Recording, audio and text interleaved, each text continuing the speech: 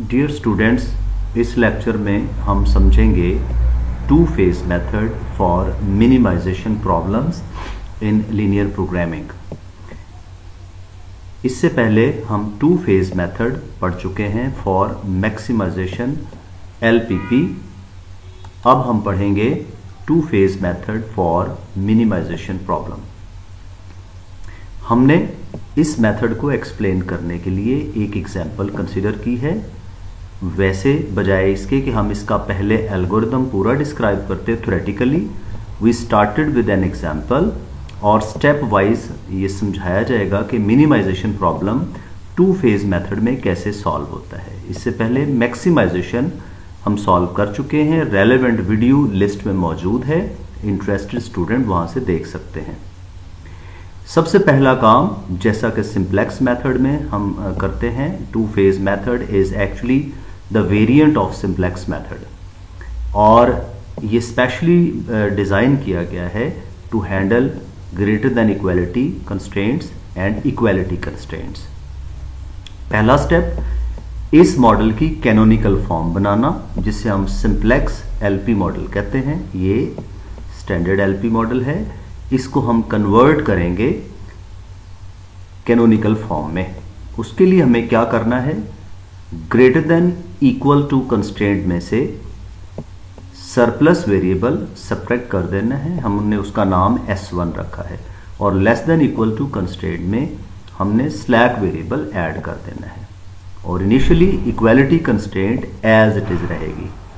तो इसमें देखिए हमने जो ऑब्जेक्टिव फंक्शन था वो यहां लेबल नहीं किया, सिर्फ हम डील कर रहे हैं पहले कंस्ट्रेंट्स को। तो हमने दो किस्म के वेरिएबल्स इंट्रोड्यूस करवाए हैं, greater than equal to constraint में से सरप्लस माइनस और लेस देन इक्वल टू वाले में स्लैक वेरिएबल ऐड कर दिया। अब इस स्टेप पे देखिए, इन तीन इक्वेशंस में सिर्फ एक स्लैक वेरिएबल मौजूद है। अब to phase method advance variant है सिंप्लेक्स मेथड का और सिंप्लेक्स मेथड की जो बेसिक रिक्वायरमेंट है वो ये है कि हर कंस्ट्रेंट के रिलेटेड एक स्लैक वेरिएबल होना चाहिए। तो अब प्रेजेंटली स्लैक वेरिएबल सिर्फ सेकंड कंस्ट्रेंट में इंट्रोड्यूस हुआ है, ना फर्स्ट में इंट्रोड्यूस हुआ है, ना थर्ड में इंट्रोड्यूस हुआ है। अब उस स्लैक वेरिएबल्स की कमी को पूरा करने के लिए हम लोग न्यू वेरिएबल्स इंट्रोड्यूस करवाते हैं, जिन्हें आर्टिफिशियल वेरिएबल्स कहा जाता है। तो डेफिनेटली ये उन्हीं में इंट्रोड्यूस करवाए जाएंगे जिनमें स्लैक वेरिएबल्स नहीं होते। स्लैक वेरिएबल्स हमेशा ऐड होते नजर आएंगे और सरप्लस वेरिएबल्स हमेशा सब्ट्रैक्ट होते नजर आएंगे। A1 और A2 दो आर्टिफिशियल वेरिएबल्स हैं और याद रखिए कि ये हमने किस पॉइंट ऑफ व्यू से ऐड किए हैं। इन दो इक्वेशंस में स्लैक वेरिएबल्स नहीं थे, तो इनका रोल जो होगा वो स्लैक वेरिएबल्स का होगा। तो कुल मिला के हमारे पास तीन स्लैक वेरिएबल्स हो गए, एक A1, एक S2 और एक A2। फर्दर अब इसके हम फेजेस देखते हैं, व्हाट वी डू। ये टू फेज मेथड के टू फेजेस में पहला फेज क्या है, हम सबसे पहले इस ओरिजिनल प्रॉब्लम को कन्वर्ट कर देते हैं एक और ऑक्सिलरी प्रॉब्लम में। वो कैसे है, वो कंस्ट्रेंट्स जो हम ट्रांसफॉर्म कर चुके हैं लीनियर इक्वेशंस में वो एज इट इज यूज होंगी, लेकिन ऑब्जेक्टिव फंक्शन हमारा चेंज हो जाएगा। z की बजाय हम इसमें ये A1 प्लस A2 ऐड करते हैं। ये याद कीजिए कि M टेक्निक में यहां अगर M होता तो इसको as it is direct solve करने से वो M टेक्निक बन जाती, लेकिन हमने यहां पे A1 प्लस A2 ऐड कर दिया है। हमारा टारगेट है फेज 1 में A1 A2 को मिनिमाइज करके 0 के लेवल पे लाया जाए। सो हमारा ऑक्सिलरी प्रॉब्लम क्या है, इन्हीं कंस्ट्रेंट्स के विद रिस्पेक्ट हमने एक नया objective function W A1 plus A2 के इक्वल है, इसको मिनिमाइज करना है और इसकी मिनिमाइजेशन में वही प्रोसेस होगा जो कि सिंप्लेक्स मेथड का होगा। ये हो गया पहला स्टेप। फर्स्ट स्टेप में जब हम इसे सॉल्व कर लेंगे, हम टेबल फाइनल पे पहुंच जाएंगे, हमें पता चल जाएगा कि जी ये अब ऑप्टिमल सोल्यूशन है। देन वी विल ऑब्जर्व कि क्या जो ऑप्टिमल सोल्यूशन थी, यानी कि W की मिनिमम वैल्यू 0 आ गई है। अगर 0 आ गई है तो हम फेज 2 पे चले जाएंगे, इसी सोल्यूशन को लेके फेज 2 पे चले जाएंगे। लेकिन अगर मिनिमम वैल्यू W की 0 नहीं आती लेकिन सोल्यूशन ऑप्टिमल आ जाती है, ग्रेटर देन 0 रहती है, तो हम टर्मिनेट कर देंगे और डिक्लेयर कर देंगे इसकी फिजिबल सोल्यूशन नहीं है। Now let's see what is second phase. Second phase में हम क्या करते हैं, टोटल 3 स्टेप्स हैं। इस स्टेप 1 से बना हुआ जो ऑप्टिमल सोल्यूशन है वो टेबल एज इट इज हम ट्रांसपोर्ट कर लेते हैं स्टेप 1 में, और उसमें से हम नंबर 1 W रो को डिलीट कर देते हैं और आर्टिफिशियल वेरिएबल्स के कॉलम्स जो बनेंगे उनको भी डिलीट कर देते हैं। और नंबर 2 क्या होगा, स्टेप 1 में हम W रो को डिलीट करने के बाद वहां पे ओरिजिनल 0 लाएंगे। अब देखिए नेक्स्ट क्या काम होगा। नेक्स्ट में हमने चूंकि W को मिनिमाइज किया होगा तो जो बेसिक वेरिएबल्स होंगे वो W रो में तो उनके कोएफिशिएंट 0 नजर आ रहे होंगे, लेकिन जब 0 लाएंगे तो बेसिक वेरिएबल्स के कोएफिशिएंट 0 में जरूरी नहीं 0 हो, तो हमने उन्हें रो ऑपरेशन से 0 में कन्वर्ट कर देना है। और उसके बाद हमने रूटीन का जो सिंप्लेक्स मेथड है रिजल्टिंग टेबल पे लगाना है। तो ये 2 स्टेप्स फेज 1 के और 3 स्टेप्स फेज 2 के हैं। ये हम तब रेफर किया करेंगे जब हमसे एग्जाम में कोई पूछे describe the algorithm of 2 phase method. तो वो क्या है, पहला स्टेप हो गया reading the original problem, transform it to canonical form. Then phase 1 क्या है, solve the auxiliary problem, minimize the sum of all artificial variables with respect to the same constraints, and the step 2। और उसके बाद ये तीनों phase 2 के steps describe कर दिए जाएंगे। तो ये कुल मिला के हमारा इसका एल्गोरिदम बनेगा। आइए इस प्रॉब्लम को हम आगे लेके चलते हैं। अब हम ऑक्सिलरी प्रॉब्लम फेज 1 का स्टेप 1 प्रोसीड करते हैं। एंड व्हाट इज दैट कि हम लोग A1 प्लस A2 को मिनिमाइज करना चाहते हैं और कंस्ट्रेंट्स वही हैं जो हमारे पास ओरिजिनल प्रॉब्लम की थी। इससे हम टेबल बनाना भी जानते हैं। W के कोएफिशिएंट्स हम सारे लेफ्ट पे शिफ्ट करेंगे, A1 माइनस A2 लेफ्ट पे आ जाएगा, तो W रो के कोएफिशिएंट्स क्या हो जाएंगे, ये हो जाएगा x1 का कोएफिशिएंट 0, x2 का कोएफिशिएंट 0, x3 का कोएफिशिएंट 0, s1 s2 भी 0, A1 और A2 के कोएफिशिएंट्स -1 हो जाएंगे और राइट पे 0 रहेगा। याद रखिए what we mean by this row, ये जो हमने शिफ्ट किया है ये कुछ बुक्स में इसी जो ऑपरेशन है लेफ्ट पे शिफ्ट करना इनिशियली, ये इक्विवेलेंट है zj zj या wj माइनस cj बनाना। वो हम बनाते हैं cost coefficient cj into basic variables की वैल्यूज, उनके कॉस्ट कोएफिशिएंट्स माइनस हम इसमें से सब्ट्रैक्ट करके वो जो हमारे पास कॉलम बनता है वो हम नहीं बनाया करेंगे, हम उसकी बजाय ये डायरेक्ट काम करेंगे। So it's quite easy to remember कि हमने इनको लेफ्ट पे शिफ्ट कर देना है। अब ये W रो पूरी हो गई। Come to the first constraint A1 row. A1 के कोएफिशिएंट रो के हमारे पास बनेंगे 1 5 minus 3 minus 1 1 0 and equal to 15। ये A1 रो बन गई। याद रहे बेसिक के कॉलम में A1 S2 A2 क्यों आए, क्योंकि हमारे पास टोटल 3 स्लैक वेरिएबल्स हैं A1 S2 और A2। A1 A2 भले इनका नाम आर्टिफिशियल वेरिएबल्स हैं लेकिन इनका रोल स्लैक वेरिएबल्स का है। इसलिए सिंप्लेक्स मेथड में इनिशियल टेबल में बेसिक वेरिएबल्स हमेशा स्लैक वेरिएबल्स रखे जाते हैं। तो ये टेबल जो बना हुआ है इस टेबल के हिसाब से हमारे पास जो प्रेजेंट सोल्यूशन है वो क्या है, x1 इक्वल टू 0 है because it does not appear in the column of basic variables. तो ये जो इसमें नहीं नजर आ रहे वो सारे नॉन बेसिक हैं। तो तमाम नॉन बेसिक वेरिएबल्स हैं x1 x2 x3 और s1, ये सब इनिशियली 0 हैं और उसके बाद यहां पे w की वैल्यू 0 है। A1 is 15, S2 is 20 and A2 is 5। ये सोल्यूशन है। लेकिन यहां पे एक इशू है, जो इनिशियल फिजिबल टेबल हम बनाते हैं, इनिशियल फिजिबल सोल्यूशन हम लेके चलते हैं सिंप्लेक्स मेथड के लिए, उसकी कंडीशन ये होती है कि A1 S2 और A2 बेसिक वेरिएबल्स हैं इन सब के कोएफिशिएंट्स इनिशियल फिजिबल सॉल्यूशन में W रो में ऑब्जेक्टिव फंक्शन की रो में सारे जीरो होने चाहिए। S2 का कोएफिशिएंट तो जीरो है, लेकिन A1 का और A2 का कोएफिशिएंट जीरो नहीं है। इस चीज को कहा जाता है कि ये जो करंट टेबल है, ये हमारे जो जीरो W रो जो है, ये मौजूदा टेबल के साथ कंपैटिबल नहीं है। कंपैटिबल ये कब होगी? जब A1 के नीचे जीरो नजर आएगा W रो में, A2 के नीचे भी जीरो नजर आएगा और S2 के नीचे भी जीरो नजर आएगा। ये इनिशियल फिजिबल सॉल्यूशन की बेसिक रिक्वायरमेंट है। ये करने के लिए अब हमारे पास दो ऑप्शंस हैं। वो क्या क्या ऑप्शन है? या तो हम क्या कर सकते हैं, इस मकसद के लिए हम दो तरह के काम कर सकते हैं। या तो हम रो ऑपरेशंस करें। वो रो ऑपरेशंस क्या होंगे?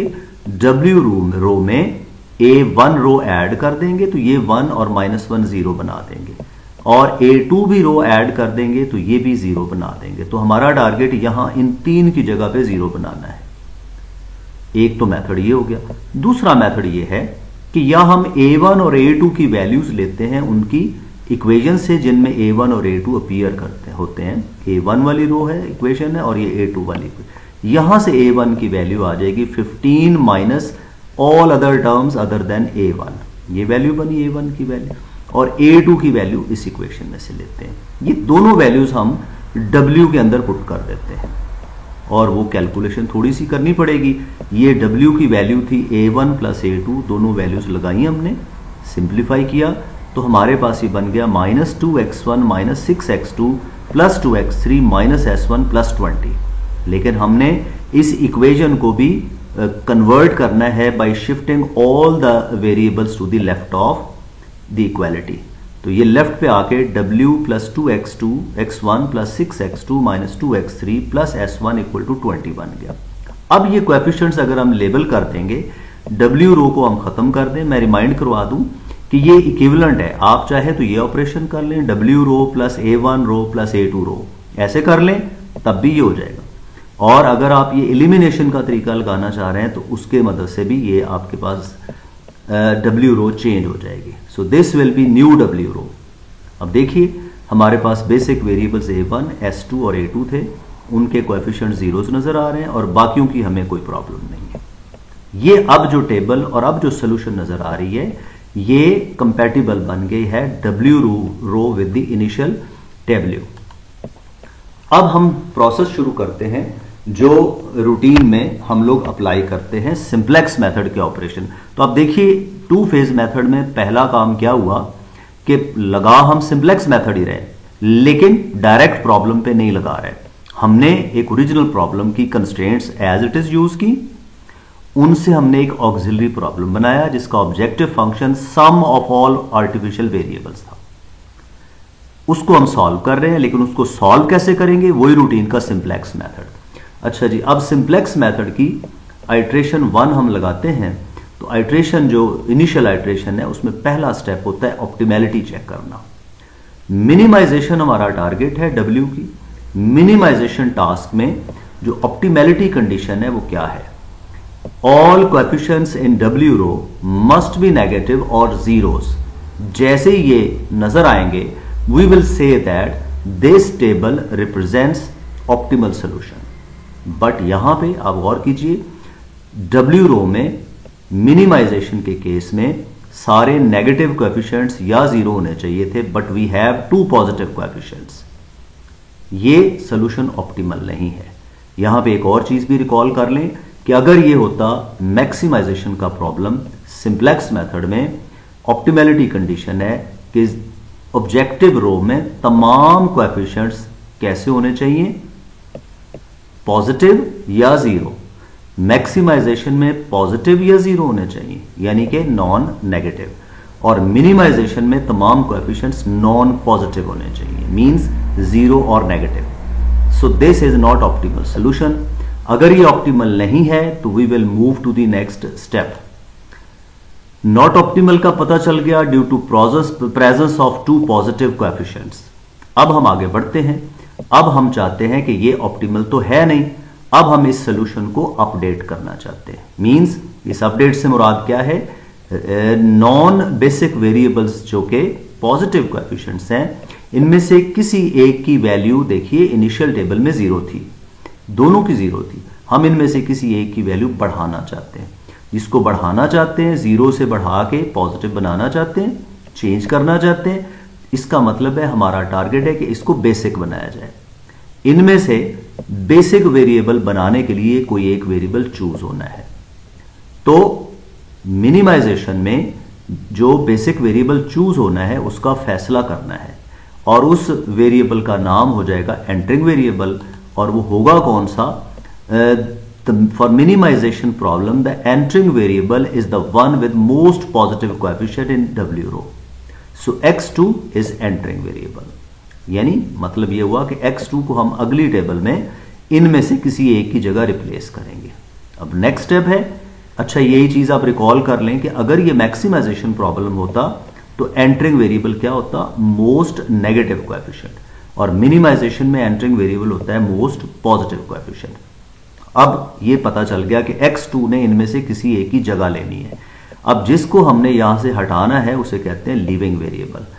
अच्छा, लिविंग वेरिएबल का फैसला करने के लिए हमें क्या करना होता है कि एंटरिंग वेरिएबल का column, that is called pivot column, इस कॉलम को फोकस करते हैं और अप्लाई करते हैं minimum ratio test. What is minimum ratio test? उसमें हम ये जो पिवट कॉलम है, एंटरिंग वेरिएबल का कॉलम है, उसमें सारे कोएफिशिएंट्स जो कि बेसिक वेरिएबल्स के अगेंस्ट है, मतलब 5 है, 1 है, ये -6 है, इनमें से जो सिर्फ पॉजिटिव हैं उनकी रेशोज लेनी है सॉल्यूशंस यानी कि राइट हैंड साइड की तरफ, जो कांस्टेंट्स हैं उनके साथ। तो फर्स्ट रेशो जो होगी वो 15 और 5 की होगी, दैट विल बी 3। नेगेटिव और 0 कोई भी कोएफिशिएंट होगा उसे हम निगलेक्ट कर देंगे। So there is no ratio against negative value. फिर इस 1 की इस 5 से रेशो लेंगे, ratio 5 to 1 is 5। Minimum ratio तो हमने रेशोज तो निकाल ली। मिनिमम रेशो टेस्ट क्या कहता है कि इनमें से जो सबसे मिनिमम वैल्यू है, चूज दैट वैल्यू, ये मिनिमम वैल्यू है। जिस बेसिक वेरिएबल के अगेंस्ट ये मिनिमम वैल्यू है, that basic variable is leaving variable. So by minimum ratio test A1 leaves the basis. तो यहां पे क्लियर हो गया, entering variable is a variable selected from the set of non-basic variables. Okay, and leaving variable is the variable selected from the set of basic variables. तो non basic variable ने enter हो जाना है set of basic variables में और leave कर जाना है लिविंग वेरिएबल ने। लीजिए ये डिसाइड हो गया। हमारे पास A1 की रो लिविंग वेरिएबल की रो है, इसे पिवट रो कहते हैं, और जो एंटरिंग वेरिएबल का कॉलम है वो पिवट कॉलम है। दोनों के इंटरसेक्शन पे जो नंबर, जो एंट्री, जो कोएफिशिएंट नजर आ रहा है, that is called pivot entry, right. अब ये पिवट एंट्री हमें नजर आ रही है और ये 5 है। अब स्टेप नंबर 4, हर आइटरेशन में ये 4 स्टेप्स करने होते हैं। 4th स्टेप क्या है कि आप अब ये करना चाह रहे हो कि एंटरिंग वेरिएबल को हम बेसिक में लाना चाह रहे हैं और इसको लीव करवा के सारी सोल्यूशन को अपडेट करना है। So the next 4th step is preparing new table. उसके लिए सबसे पहले हम क्या करेंगे, जो हमने फैसला किया कि A1 ने लीव करना है तो वो लीव कर देते हैं और उसकी जगह x2 हमने एंटर कर दिया। तो अब आपके पास बेसिक वेरिएबल्स हो गए x2, s2 और a2। सबसे पहला काम जो पिवट रो है इसको अपडेट करना है। इसको अपडेट करने का बहुत इजी मेथड है। जो पिवट एंट्री नजर आ रही है, आप इस न्यू पिवट रो बनाने के लिए उसी एंट्री से ईच एंट्री को डिवाइड कर देंगे। सो हमारे पास जो रो ऑपरेशन बनता है वो क्या बनता है, divide old pivot row with pivot entry to get new pivot row. तो हमारी न्यू पिवट रो यहां से डायरेक्टली 1/5, 5/5, 1, -3/5, -1/5, 0, 1/5, 0 और 15/5 का आंसर 3 हो गया। So first of all what we did, हमने न्यू पिवट रो कंप्यूट की। उसके बाद बारी है ये बाकी रोज को अपडेट करने की। हम W को भी साथ ही अपडेट करेंगे ताकि ऑप्टिमैलिटी भी साथ साथ चेक हो जाए। अब W रो को अपडेट करने के लिए हम सिर्फ सबसे पहले टारगेट करेंगे कि पिवट कॉलम में जो बाकी एंट्रीज है, डब्ल्यू रो में पिवट कॉलम में जो एंट्री है वो 6 है। इस 6 को ऑब्जर्व करते हैं, ये है 6। तो हमें इससे गाइडेंस मिलती है कि हम इस डब्ल्यू रो को चेंज कैसे करेंगे। हम इस 1 के अबव एंड बिलो जीरोस बनाएंगे, because simplex method is actually the advance version of Gauss Jordan method. और गॉस जॉर्डन मेथड में पिवटिंग प्रोसेस है जो हमेशा रिड्यूस्ड एचलोन फॉर्म में बदलता है। खैर, ये 2 मैथमेटिकल पॉइंट्स हैं, ये कॉन्सेप्ट्स हैं, वो आप देख सकते हो कि बेसिक वेरिएबल जो इनिशियल टेबल में था उसके कॉलम्स हमेशा आइडेंटिटी मैट्रिक्स बनाएंगे। तो अब हमने क्या करना है, इस कॉलम को आइडेंटिटी मैट्रिक्स का कॉलम बनाना है। तो उसके लिए इस 1 के अबव भी जीरोस होने चाहिए, बिलो भी जीरोस होने चाहिए। तो इस 6 को देख के हमें यह पता चल जाता है कि डब्ल्यू रो में यहां जीरो कैसे बनाना है। यहां जीरो बनाते बनाते वो ऑपरेशन पूरी रो पे लगेगा और सब एंट्रीज माइनस हो जाएंगे, चेंज हो जाएंगी। तो हम सिंपली क्या करेंगे, अगर यहां +6 है तो हम 6 times of new pivot row minus कर देंगे। अगर ये माइनस होता तो 6 टाइम्स प्लस कर देते। हमारा ऑपरेशन इससे डिसाइड हो जाता है। तो हम क्या करते हैं, न्यू पिवट रो का 6 टाइम्स इस डब्ल्यू रो में से माइनस करते हैं। तो हमारे पास आ जाएगा 2 - 6/5, 6 - 6 -2, इसका -6 टाइम्स करेंगे तो 18/5 इसमें ऐड हो जाएगा। -1 में से 6/5 माइनस करेंगे तो माइनस माइनस प्लस हो जाएगा, ये 0 ही रहेगा। 0 में से 6/6 टाइम्स माइनस करेंगे तो -6/5 होगा, 0 - 0 होगा। 20 में से 3 का 6 टाइम्स 18 माइनस हो जाएगा। ये हो गई W row. Let's come to S2 row. लीजिए, अब एक छोटी सी बात है, आप खुद सोचिए कि S2 रो में हम सबसे पहले किसको टारगेट करेंगे पूरी रो में से। प्रीवियस S2 रो में पिवट कॉलम में -6 नजर आ रहा है। ये -6 हमें डायरेक्शन देगा कि हमारा ऑपरेशन क्या होना चाहिए। हम क्या करेंगे, न्यू पिवट रो का 6 टाइम्स S2 रो में ऐड कर देंगे ओरिजिनल में। तो क्या हमें नजर आएंगे, 5 + 6/5 -6 + 6 × 1, फिर आएगा 10 - 6 × -3/5। तो ये हमारे पास न्यू एंट्रीज बन जाएंगी। 6 टाइम्स हमने इसमें ऐड कर दिया। A2 रो की बारी है। A2 रो में हमें 1 नजर आ रहा है। इस 1 से हमें पता चलता है कि हमें किसी और नंबर से मल्टीप्लाई करने की जरूरत नहीं, ये भी 1 है पिवट एंट्री। तो हम एज इट इज इसको माइनस कर देंगे तो ये 0 हो जाएगा। तो ये ऑपरेशन पूरी रो पे होगा। तो हमारा ऑपरेशन बनेगा -1 टाइम्स, यानी सब्ट्रैक्ट करना है 1 टाइम ऑफ न्यू पिवट रो में। तो ये हो जाएगा 1 - 1/5, फिर ये हो जाएगा 1 - 1 -, -3/5, दैट विल बी +3/5। तो हमारे पास ये रो चेंज हो जाएगी। अब हम अपडेट करते हैं। अच्छा, यहां पे अब जो हम मैनुअल कैलकुलेशन करते हैं, 2 - 6/5 का एलसीएम लेके सॉल्व करते हैं। किसी बच्चे की कंप्यूटेशन स्किल जरा, या स्टूडेंट की या किसी भी प्रैक्टिशनर की ये कंप्यूटेशनल स्किल अच्छी हो तो वो डायरेक्ट भी लिख सकता है इसके आंसर। जरूरी नहीं कि ये स्टेप्स करे, बट ये स्टेप्स करने से क्या होता है कि आपकी मिस्टेक्स नहीं होती। अब आप कैलकुलेटर यूज करें, better to keep calculator with you, और आप ये रफ में लिख के डायरेक्ट आंसर भी लिख सकते हैं। तो कैलकुलेटर से जब हम इनको सिंप्लीफाई करेंगे, हमारे पास डब्ल्यू रो नई बन जाएगी 4/5 0, 8/5 1/5 0, -6/5 एंड सो ऑन 2। देखिए, इस टेबल में डब्ल्यू की जो वैल्यू है वो 20 है और इस टेबल में डब्ल्यू की वैल्यू 2 आ गई है। तो ये मिनिमाइज हो रहा है। टारगेट है इसे 0 बनाना। 0 बन गया तो हम फेज 2 पे जाएंगे, वरना स्टॉप कर देंगे। लेट अस अपडेट S2 रो। S2 रो को सिंप्लीफाई किया तो हमारे पास न्यू एंट्रीज और कोएफिशिएंट्स और सॉल्यूशंस ये बन जाएंगे। A2 रो को अपडेट करते हैं, यहां 0 बनेगा डेफिनेटली। ये सिंप्लीफाई करेंगे 4/5, ये 8/5, ये 1/5, ये -1/5, ये 1 और यहां 2 बन जाएगा। ये हमारे पास न्यू टेबल बन गया।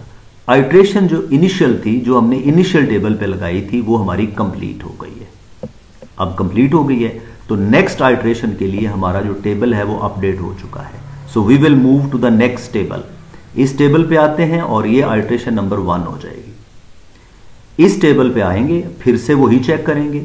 नंबर 1 ऑप्टिमैलिटी, ऑप्टिमैलिटी के लिए फिर हमें क्या है, चूंकि मिनिमाइजेशन का प्रॉब्लम है, ऑल कोएफिशिएंट्स नेगेटिव या जीरो होने चाहिए, तो यहां बहुत सारे पॉजिटिव हैं। So we should proceed to the next step, improve करना है सोल्यूशन को। उसके लिए हमें डिसाइड करना है एंटरिंग वेरिएबल। एंटरिंग वेरिएबल होगा विद मोस्ट पॉजिटिव कोएफिशिएंट।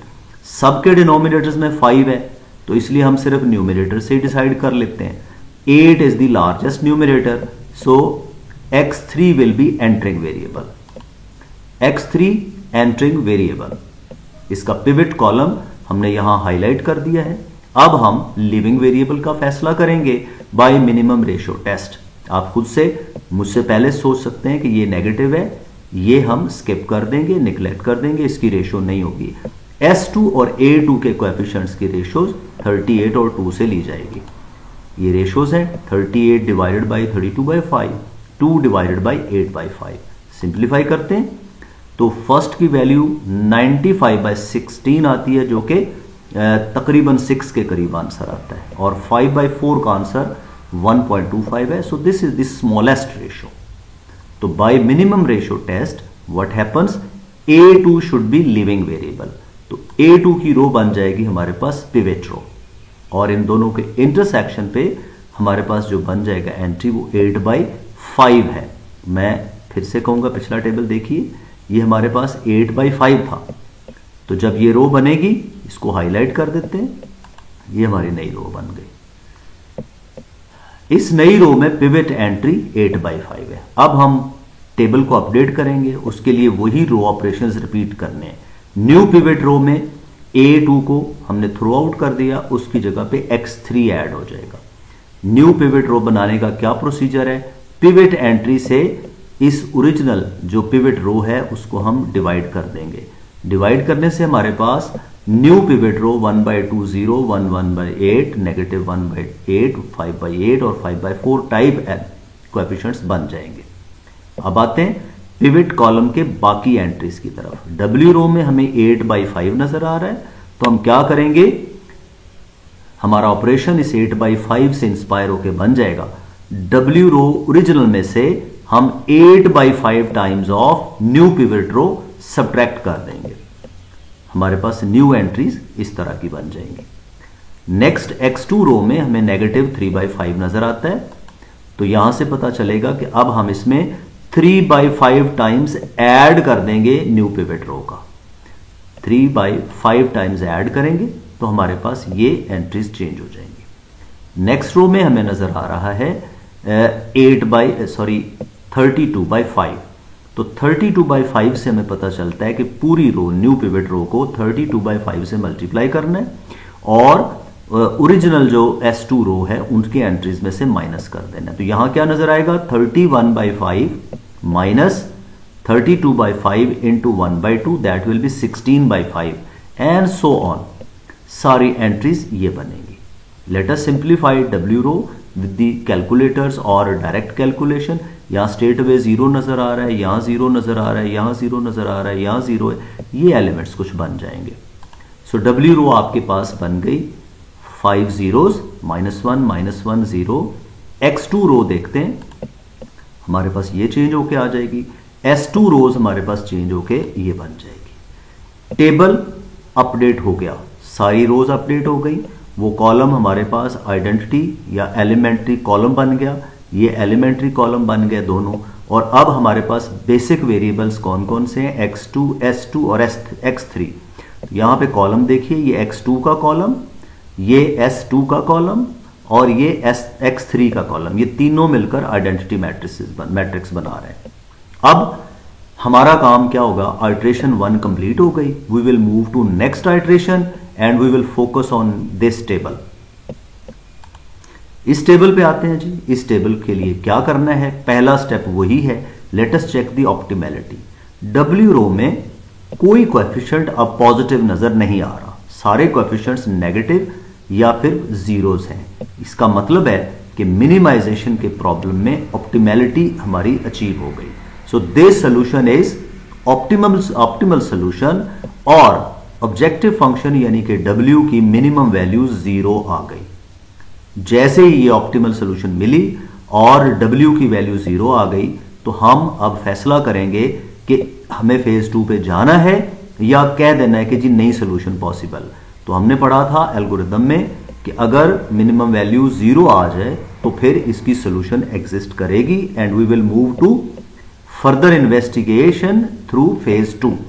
अब हम रेडी हैं फेज 2 में जाने के लिए, और फेज 2 में ये टेबल जाएगा हमारे पास W वाला टेबल हमारे पास आ गया जी। उसका पहला स्टेप क्या था कि जब फेज 1 का ऑप्टिमल सोल्यूशन आ जाए उस टेबल को लीजिए, कैरी कीजिए और उसमें से दो चीजें एलिमिनेट कर दें। एक ये जो ऑक्सिलरी ऑब्जेक्टिव फंक्शन है W रो, और दूसरे आर्टिफिशियल वेरिएबल्स के कॉलम्स डिलीट कर देते हैं। हमारे पास ये टेबल स्मॉलर फॉर्म में फ्यूअर वेरिएबल्स में बन जाएगा। इस टेबल में हम क्या कर देंगे, इस टेबल में अब हम ओरिजिनल प्रॉब्लम को रिटर्न करेंगे। ओरिजिनल प्रॉब्लम क्या होगा, इन्हीं ये जो रिड्यूस्ड फॉर्म में आपके पास कंस्ट्रेंट्स कोएफिशिएंट्स बन गए, यही कोएफिशिएंट्स होंगे, यही कंस्ट्रेंट्स होंगी जो कि इस फॉर्म में भी लिखी जा सकती हैं। इनके साथ ओरिजिनल का ऑब्जेक्टिव फंक्शन अटैच हो जाएगा। इसका सिंपल मतलब क्या है कि ये टेबल का पोर्शन अनचेंज रहेगा, सिर्फ W रो की जगह पे क्या आ जाएगी 0। तो 0 के कोएफिशिएंट क्या बनेंगे, shifting 5x1 to the left -5 coefficient, +6 coefficient और +7 कोएफिशिएंट। लीजिए ये हमने फेज 2 का पहला स्टेप पूरा कर लिया कि हमने W रो एलिमिनेट करके 0 रखी और साथ क्या कर दिया हमने A1 और A2 के कॉलम डिलीट कर दिए। Next was what, next was situation is that, मैं चाहूंगा कि जरा यहां पे हम 1 मिनट के लिए रुक जाएं। यहां पे हम एक चीज देखना चाहते हैं, जरा गौर कीजिए। इसमें बेसिक वेरिएबल्स हैं हमारे पास x2, s2 और x3। हमने क्या पढ़ा था कि हर टेबल में हर स्टेप में बेसिक वेरिएबल्स के कोएफिशिएंट्स आपको लाजमन ऑब्जेक्टिव रो में 0 नजर आने चाहिए। यहां पे s2 का कोएफिशिएंट तो 0 है, लेकिन x2 और x3 का कोएफिशिएंट 0 नहीं है। तो जैसे हमने शुरू में फेज 1 में W को रो को चेंज किया था, वो कंपैटिबल नहीं था, ये भी कंपैटिबल नहीं है रो विद द रिमेनिंग टेबल। इसको कंपैटिबल बनाने के लिए x2 के नीचे जो कोएफिशिएंट 6 है वहां 0 होना चाहिए, x3 के नीचे कोएफिशिएंट जो 7 है वहां 0 होना चाहिए। अगेन उसके दो मेथड्स हैं, या तो आप x2 के नीचे 0 बनाने के लिए x2 रो को 6 टाइम्स करके माइनस कर दें और x3 को 7 टाइम्स करके माइनस कर दें, तो x3 की रो में भी 0 आ जाएगा, x3 की वैल्यू कोएफिशिएंट भी 0 आ जाएगा। या दूसरा वे है कि आप इस इक्वेशन से x1 की वैल्यू लें, x2 की वैल्यू लें, जिनकी वैल्यूज यहां पे बेसिक की 0 नहीं है, बेसिक वेरिएबल x2 और x3 की वैल्यूज आप ले लें। इसमें x2 मौजूद है और इसमें x3 की वैल्यू मौजूद है, ये वैल्यूज ले लें और इसमें पुट कर दें, तो आपके पास ऑटोमेटिकली कंपैटिबल बन जाएगा। दूसरा तरीका माइनस करने का है, हम ये अडॉप्ट करते हैं। करें जी, सबसे पहले 0 में से 6 times of x2 row minus कर दिया हमने, ये लिखा हुआ है, और उसके बाद हमारे पास ये वैल्यूज आ गई। x7 का कोएफिशिएंट 7 को 0 बनाने के लिए 7 टाइम्स ऑफ x3 रो कर देंगे।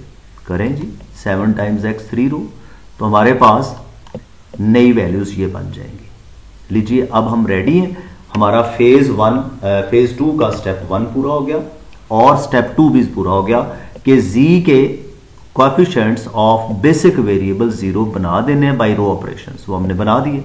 अब आगे क्या है, आखिरी स्टेप, अब हम इस पे दोबारा से सिंप्लेक्स मेथड लगाने की कोशिश करेंगे अगर लगेगा तो। अब z का ऑब्जेक्टिव क्या था कि ये मिनिमाइजेशन का प्रॉब्लम था।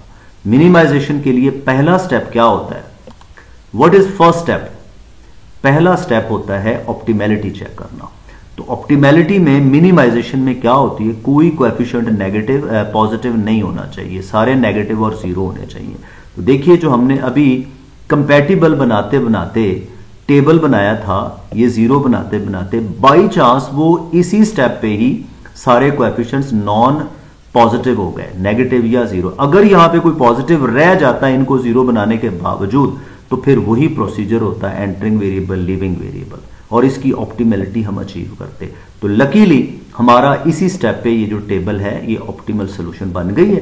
तो हम क्या कहेंगे, फेज 2 हमारा कंप्लीट हो गया और हमारी फाइनल सोल्यूशन क्या है, x1 इनमें नहीं नजर आ रहा 0, x2 is 15/4, x3 is 5/4 and the minimum value of z is -125/4। ये था हमारा 2 phase method for minimization problem. Hopefully this will be helpful for you people. Thank you very much. In case of any query, you can leave any comment in the comment sections. Thank you very much.